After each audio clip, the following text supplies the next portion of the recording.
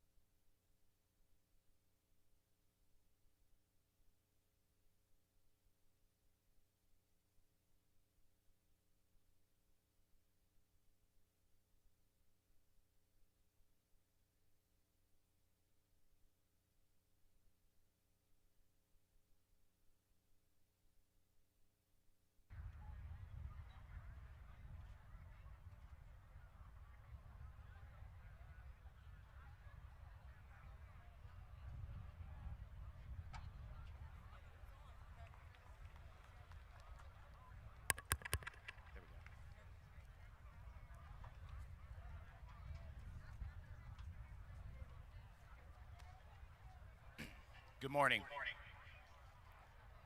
Welcome to the 2020 LaPorte High School Veterans Day ceremony.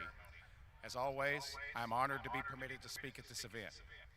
I have tremendous respect for those of you who made that choice to serve and answer the call. Today, we honor our heroes, remember their achievements and courage, and say thank you for their sacrifices. We do not forget those who can only be with us here in spirit, those who have passed, and especially those who have made the ultimate sacrifice of their lives on countless battlefields around the world. We thank you for the honor you possess, your sense of duty, and your courage. It is those qualities that led each of you to defend these United States of America. Veterans Day was originally known as Armistice Day. The holiday was designated as a day to celebrate the end of World War I and was created by a declaration of President Woodrow Wilson. The legislation that created this day was, and I quote, dedicated to the cause of world peace and to be hereafter celebrated and known as Armistice Day. Formal hostilities of World War I ended at the 11th hour of the 11th day of the 11th month of 1918. Armistice Day was renamed Veterans Day in 1954 during the presidency of Dwight D. Eisenhower in order to honor veterans rather than those who just served in World War I. The holiday coincides with other holidays, including Armistice Day and Remembrance Day, celebrated in other countries to mark the end of World War I. At this time, I would like to ask anyone in the audience who is a current member of the Armed Forces or a veteran of the Armed Forces to please stand.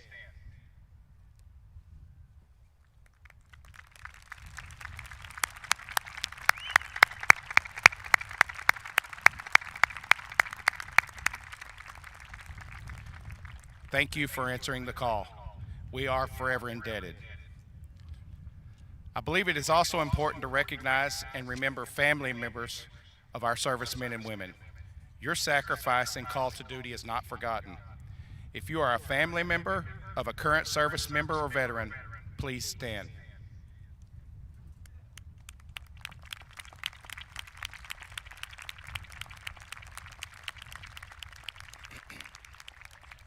Thank you for your important contributions in defense of our freedoms. The men and women we honor today come from all walks of life, races, religious backgrounds and beliefs, cultures, and political beliefs. While they may differ in many ways, they all share the fundamental qualities of courage, pride, determination, selflessness, integrity, and duty. Not every veteran was asked to leave home and travel thousands of miles to fight in remote parts of the world. Many did not even volunteer. They are not warmongers. They answered the call of their country and became a part of something bigger than themselves. They gave of themselves to protect our freedoms. Their sacrifice allows you to worship as you choose, select your leaders, work in the career of your choice, and obtain an education, and further your education beyond this campus. President Harry Truman said, "Our debt to the heroic men and valiant women in the service of our country can never be repaid. They have earned our undying gratitude. America will never forget their sacrifices. We thank you, veterans and service members. We will never forget." Thank you.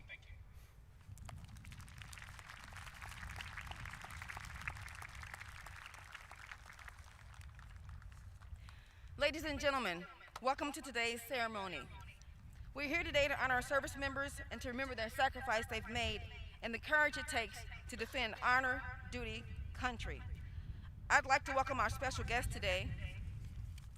We have Dr. Walter Jackson with us, our superintendent. We have Mr. Carlin Grammer as our principal. We have Dr. Linda Watley as the deputy superintendent.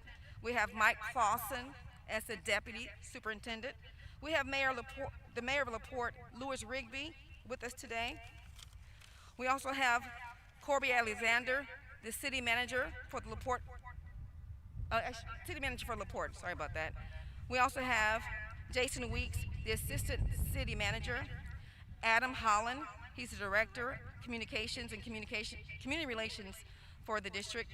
We have Danette Tilley, Jewel Whitfield, Rhonda Cumby, Jennifer Green, Cindy Anderson, Angela Viatar, Matt Burke, Yvonne Bennett.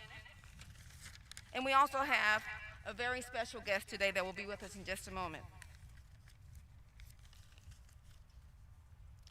Please stand for the presentation of the colors, Pledge of Allegiance, and the national anthem.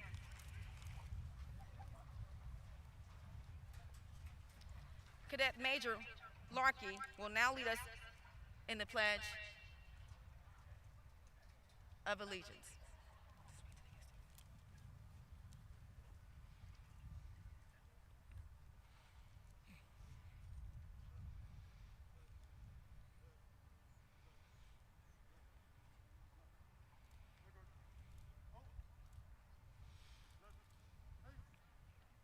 Good morning.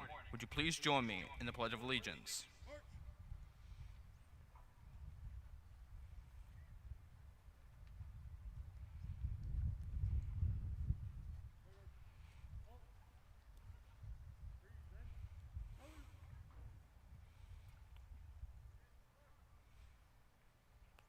I pledge allegiance to the flag of the United States of America and to the republic for which it stands, one nation, under God, indivisible, with liberty and justice for all. Honor the Texas flag. I pledge allegiance to thee, Texas, one state, under God, one and indivisible. Please remain standing for the national anthem by the LaPorte High School Choir and posting of the colors.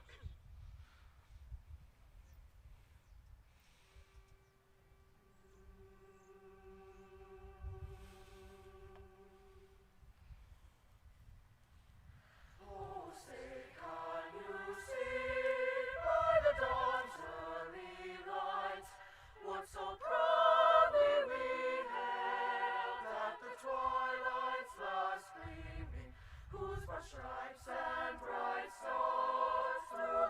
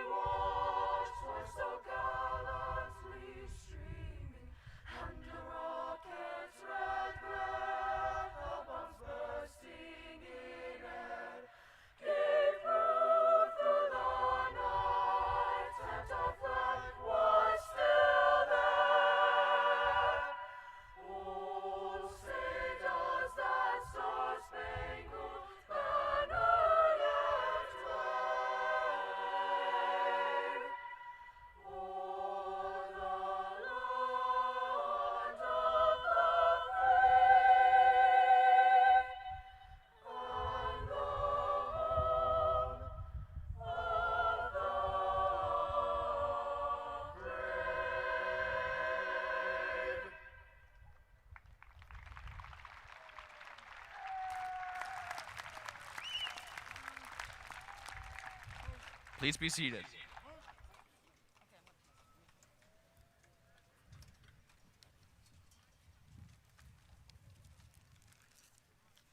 Ready, seat. Present arms. Order, arms. Center, face. Mark time, march. Left, left, left, right. Left, left, left, right.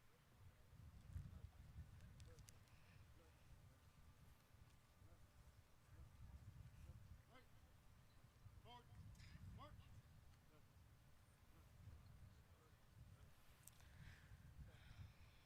Today we have a very special guest with us. We have Mr. Chris Murphy. He is here to run in honor of Cody Norris. Cody Norris was a private first class in the United States Army who lost his life while fighting in Afghanistan. He is also a former member of the Bulldog Battalion. I'd like to have Mr. Murphy come forward. He will begin his run this morning to Cody Norris's gravesite. This is his 112th run that he has done for a veteran who lost his life fighting for this great nation. Will y'all please give him a round of applause and give him a very grateful welcome for being here to honor us today, and Mr. Cadet Norris. Thank you, Mr. Murphy. He will begin his run right now.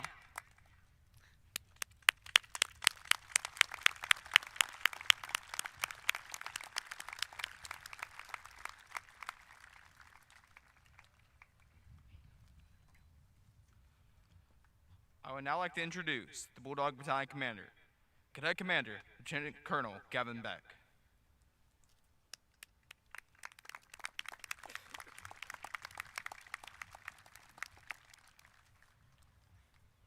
Good morning, ladies and gentlemen.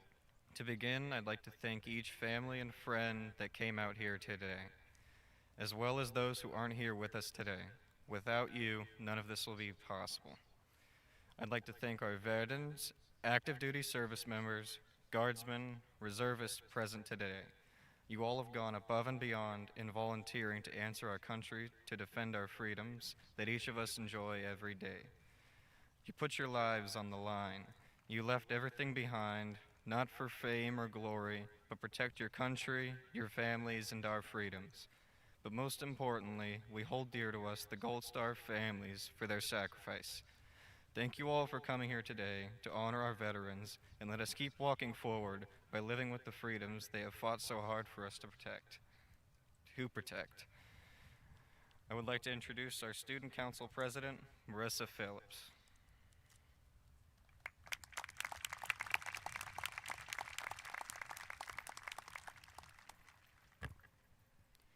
Good morning, students, faculty, and honored guests. We are gathered here today in honor of those who have fought for our freedom and take honor in the sacrifice that our veterans have shown. We celebrate this holiday in memory of those we have lost and those who continue to fight, whether it be in battle or not. We celebrate this day because these men and women who sit before us carry great strength and will in their hearts, and they are very reason I am able to stand here on this ground. Today on November 11th, we will dedicate our time and respect to the cause of our country's ability to be strong, peaceful, and free. We will remember this anniversary of the end of World War I, where battles would end on the 11th hour of the 11th day in the 11th month of 1918. Those who have fallen will remain in our mind, body, and soul as we commemorate their lives and not their deaths. As we come together to remind ourselves of the commitment and dedication our veterans have given in order to serve their country and the people they care about, putting their lives and well-being at risk to ensure our safety and freedom. I would like to personally address these men and women before me who decided to attend this ceremony in this stadium today and say thank you.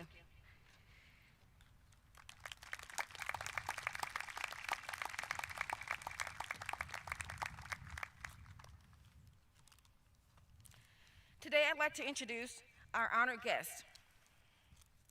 Our guest speaker today is a veteran of the United States Air Force. Master Sergeant Robert Summerfield is originally from Wilmington, Delaware. He served in the U.S. Air Force for 23 years before retiring February 1st, 2015. He enlisted in February 1992, graduating basic training as a Distinguished Honor Graduate at Lackland Air Force Base, Texas. Then, he was selected to fly aboard the Airborne Warning and Control System aircraft upon completion of the Basic Electronics and Repair Principles program. There, he served as an airborne radar technician, mission systems specialist, and communication systems operator. While performing these duties, he amassed more than 7,000 hours of flight time. He deployed to Operations Northern and Southern Watch in Iraq, as well as the counter-drug operations in South America, completing over 100 combat mission hours. His most prestigious assignment was serving as a member of the 1st Airlift Squadron at Andrews Air Force Base in Washington, D.C. As a member of the 89th Operations Group, his squadron provided communications for the President, First Lady, Vice President, Secretary of Defense, combat commanders, Joint Chiefs of Staff, senior leaders, and the global mobility system as tasked by the White House. He also held roles of ground instructor, flight instructor, and flight evaluator. His awards include Military Service Medal, Air Medal, Aerial Achievement Medal, Air Force Commendation Medal, Air Force Outstanding Unit Award, Combat Readiness Medal, Armed Forces Expeditionary Medal, Southwest Asia Medal, and the Global War on Terrorism Service Medal. He was recognized as the distinguished graduate while attending the Basic Military Training, Airman Leadership Training, and the Non-Commissioned Officer Academy. While on active duty, he completed an associate's degree in aviation principles. Mr. Summerfield is married to the beautiful Miss Nicole and has one son, and he said 3 fur babies, which we know as dogs. Today, Mr. Summerfield is the general manager for 24 Hour Fitness in Pearland, Texas. Ladies and gentlemen, please welcome Mr. Robert Summerfield.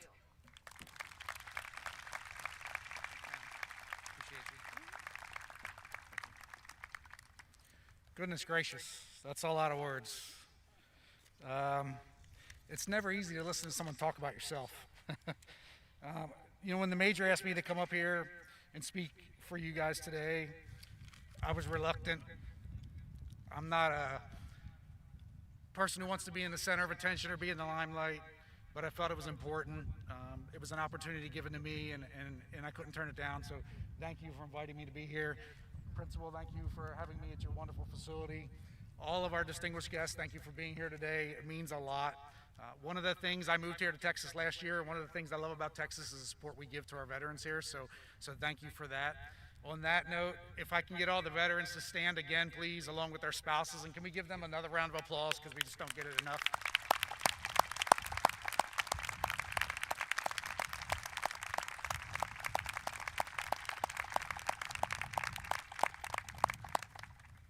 Thank you, guys. Well, they weren't my speech, so I guess we're done. I'm just kidding. So, I would not want to be in your shoes and sit out there and listen to someone talk and drone on for a long time. The major said I need to speak for 10 minutes. I'm not going to be up here for 10 minutes, so I'll make it as brief as I can, a word that we don't use enough in the military, brief. So you heard my intro, and certainly I had an amazing career and was blessed. I feel very fortunate. I have 10,000 hours of flight time. I have 6 different aircraft that I've flown in. I've got 1,000 combat hours. I've flown with 2 different vice presidents, 2 different presidents, 2 different first ladies, 3 different secretary of states, 7 different secretary of defenses, 6 different chairman joint chiefs of staff. I've done 45 USO tour trips. I've met countless celebrities. And all of those things are wonderful, and they're all great, and they look great on paper, and they sound wonderful. But really the thing that is the most near and dear to me is September 11, 2001. Those of you who are students here, I don't believe we're alive at that point, staff, parents, remember September 11, 2001. It's a day that is etched in our memories forever, and we all know where we were. I had the dubious distinction of being an instructor in the Flying Training Squadron for AWACS, the Airborne Warning and Control System aircraft. We were supposed to fly a training mission that day. We showed up to fly. We found out what was going on. We got the call and said, you need to launch immediately. We launched immediately, and of course, those who were around know that there were many aircraft in the sky that day, and it's the first time we've grounded every airplane in the United States. We were a major part of that. We were over New York City and Washington, D.C. within 2 hours after the first airplane hit the World Trade Center. And so, of all my accomplishments, that's probably the one that's most near and dear to me. It means the most. It's a day that will never go away. It's a day that would be easy to forget if we allow that to happen. But we honor those, not only veterans who lost their lives while we're here today, but we need to honor those who lost their lives that day, every day as well. Well, my career didn't start that way. It wasn't great. I was a few years removed from high school. My mother, who's a wonderful woman, was in an Army MASH unit, Mobile Army Surgical Hospital unit. Those who are old enough remember the TV show. Students, you don't remember that show, ask your parents, they'll tell you about it. But a great show. When my mom was in a MASH unit, she was in the Army. I was working a job, I was pretty good at what I did, but she didn't believe I had a path that would take me anywhere in life. So my mother gave me a choice. She said, you're either going to school or you're going to go in the military, because my mother just knew that I would never go in the military in a million years. I showed her. I believe it was the next day I went to the recruiter and said, sign me up. And he said, what do you want to do? And I said, well, if I'm going to be in the Air Force, I want to be on an airplane. And that started my career. I think my mom had an aneurysm the day I came home and said, hey, by the way, I signed up for the military. So 23 years later, it worked out. So I'm grateful for that forever. I was pretty good in tech school. I'm a pretty smart guy, a little bit lazy sometimes. I'm not afraid to admit that. But I did good in tech school. And I keep this piece of paper. My final write-up when I graduated my ground portion of my flying training, the instructor wrote, Airman Summerfield is confident to a fault. Now, I don't agree with that statement. I was confident to a fault, not almost. I was incredibly confident, undeservedly so. Everything was about me. Everything was about Rob. Everything was about what is in this for me. Somewhere along the way, shortly thereafter, I became a part of something bigger than myself. I became a part of a team. I became a part of a mission. I became a part of the world's greatest military. And that sat with me. And on my first deployment, when we were living in tents, and we were doing everything in tents, we were showering in tents, we were living in tents, we were eating in tents, we were flying long missions, we were away from home. I was 20 years old. It was my first time away from home other than basic training. I learned to be a part of that team. And I found that with that team, you can accomplish anything that you want to accomplish. The first airplane I flew on is old, has a lot of issues. We had a lot of emergencies. We've had a lot of issues. There are names for that aircraft that aren't appropriate for this group. Anybody who wants to know what they are, come see me afterwards. But we had a lot of problems. All the emergencies, all the things we went through on that aircraft, the times when I thought my ticket was getting cashed in, we solved those problems with a team, not with individuals. Rob didn't solve those problems. We solved them together. All the procedures we ran, we practiced procedures, we practiced drills, we ran emergency practice procedures. Everything we did as a team, because you can't do it as an individual. You can accomplish good things as an individual, you can accomplish great things as a team. I learned to pay attention to detail, something that sticks with me today, something that I harp on with my team now. Attention to detail is super important. I caused us to lose a mission, spend thousands of taxpayers' dollars, affect multiple aircraft in multiple states across the country because I didn't pay attention to detail. I embarrassed myself, I embarrassed my unit, but I learned from it, and I never made that mistake again. I learned to be humble. That situation certainly humbled me, but it carried on throughout my career. Humility is an important factor. I've been yelled at by the Vice President of the United States. I've been yelled at by the Secretary of State. I've been yelled at by the Secretary of Defense. That'll humble you more than anything will. But it's an important quality and important character. There's nothing wrong with being confident in yourself. There's nothing wrong with being, dare I say, cocky. But you also need to have humility when it's warranted. I learned to stay calm in the face of adversity. Like I said earlier, I can't tell you the number of times I thought my ticket was punched, that I was done, that I was moving on from this earth. But I remained calm. My team remained calm. We solved the problems, and I'm standing here before you today as a testament to that. I learned to say how I can and not how I cannot. When the VP says, you need to make this phone call, and you say, sir, we can't do that, it doesn't go well. So you learn to say, I'll make it happen. And that's what you do. And we still do that today. I have a teammate of mine that's in this audience supporting me right now, and she'll tell the first one to tell you that we can do it. We can do it. I learned how to be a leader, not a manager, not a boss. We certainly have those. We've all worked for them. We've probably all been them at one point. But being a leader is something that's different. Anybody can be a manager. Anybody can be the man in charge or the woman in charge. But a leader is something special. People follow you. People work with you because they want to, not because they have to, not because you're making them, not because they're scared, not because they don't want to get yelled at, but because they believe in you.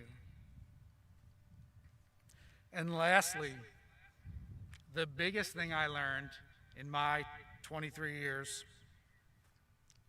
was an appreciation for what we're doing right now. The freedom we have to have this kind of assembly, the freedom we have to stand here and gather and remember those who have come before us, and those who are still with us, and those who are no longer with us. 2020 has been a crazy year. We had a crazy election. We've had COVID. We've had protests. We've had reform. You don't see that anywhere else. COVID you do. But you don't see anything else like this in almost anywhere in the world. I've been to 80% of the countries in this world. I've been on every continent in this planet. And I can tell you that the freedoms we enjoy every single day that we have a tendency to take for granted don't exist in a large portion of this world. You can go out and protest in a lot of those countries. Your family might be gone when you come home. You might not come home. You don't have to agree with your political leader in some of those countries. Who knows where you'll be tomorrow? You won't be out there protesting anymore, I can promise you that. So we take these things for granted, but we have this ability. And for all of its chaos and all the craziness that we've seen this last week, this last year, there's nowhere that I would rather be every day that I wake up than in this country, standing before you guys, enjoying the simple freedoms that we have every day. Thank you.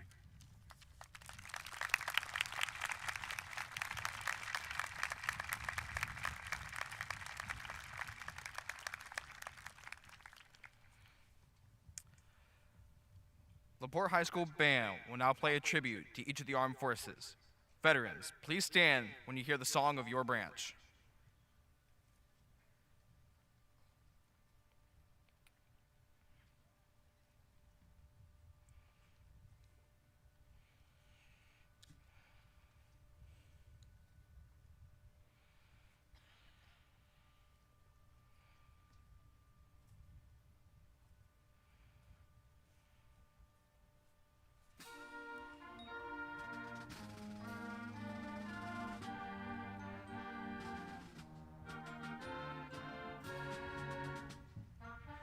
All Marines, please rise.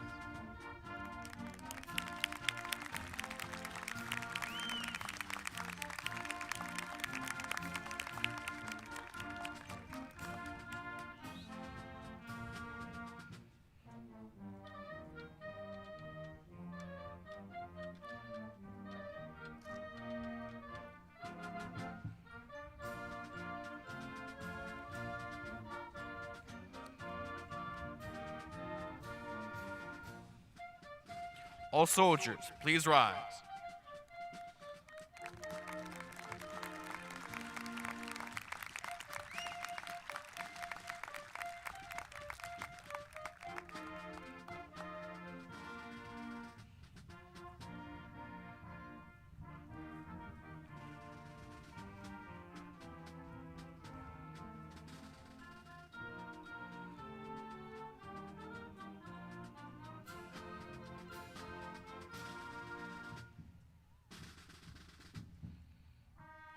All Coast Guardsmen, please rise.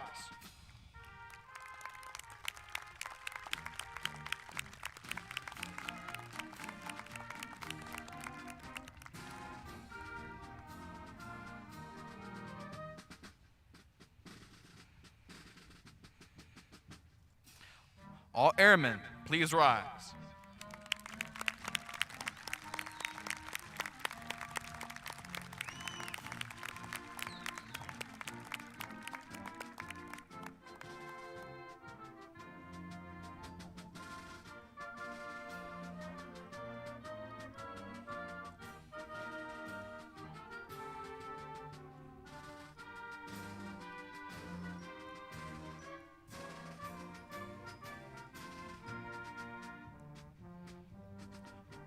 All sailors, please rise.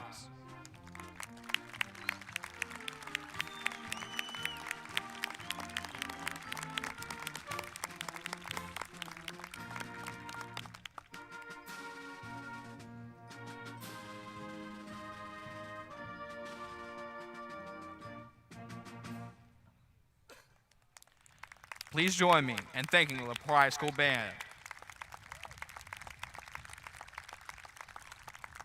We will now present and dedicate the memorial wreath.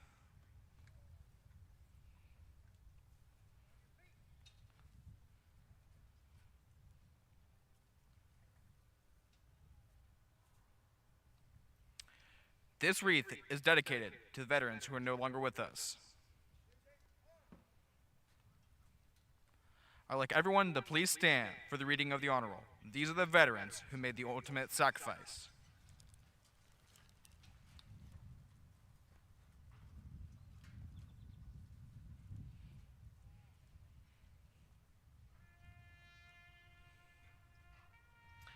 Cecil Bethea, Simi Nix, Philip Carter, Henry Andrews, DeRose Pulliam Jr., Robert Leroy, Dalton Baker, Andrew Vickers, Russell Spikes, W. Hardin, Ben Simpson, Kenneth Baker Jr., Roger Phillips, Billy Platt, Alvin Booth, Jarrett Grimmel, Leroy Sandoval, Cody Robert Norris, Daniel Kimling.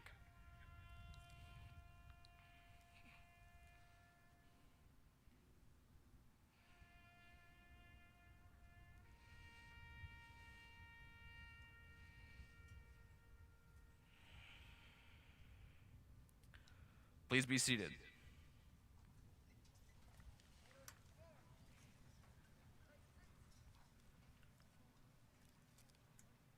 Will all veterans please rise?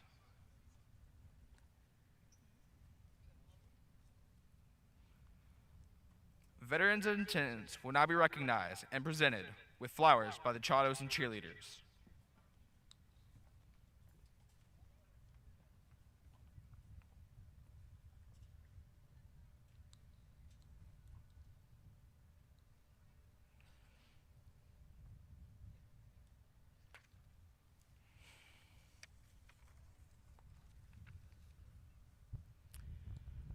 We would also recognize any faculty members who are veterans.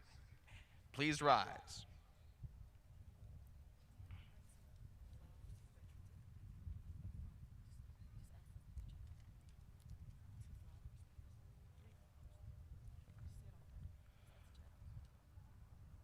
Will the Charters please bring 3 flowers up to the front?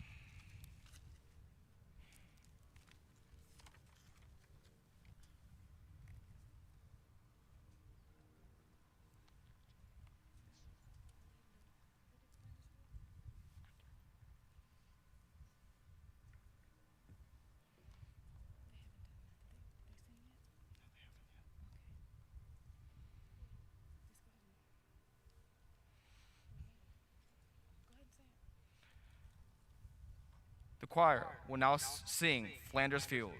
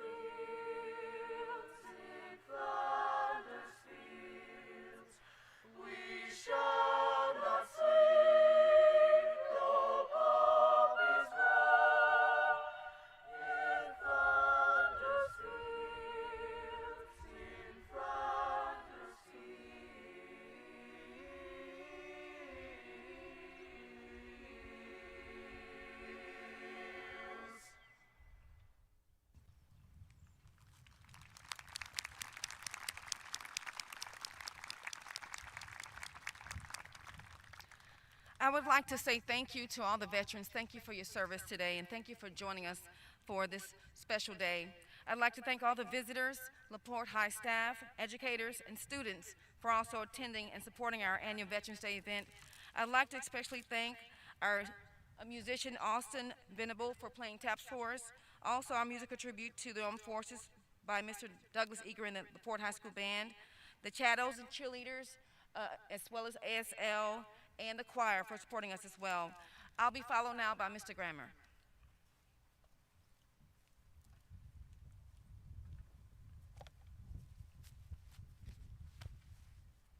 I too would like to thank everyone for being here this morning and for honoring our servicemen and women, both current and former, by attending today's ceremony. Thank you for your attentiveness, and the respect you have shown these individuals. While today's ceremony can in no way adequately thank these brave men and women, I am thankful that we have the opportunity to express our gratitude with this ceremony. President John F. Kennedy said it much better than I ever could when he said, as we express our gratitude, we must never forget that the highest appreciation is not to utter words, but to live by them. Let us all honor these men and women by working together to protect and honor the freedoms which we are also privileged to possess. May God bless each and every one of you, and may God bless the United States of America. Students, at this time, please return to fourth period. Thank you.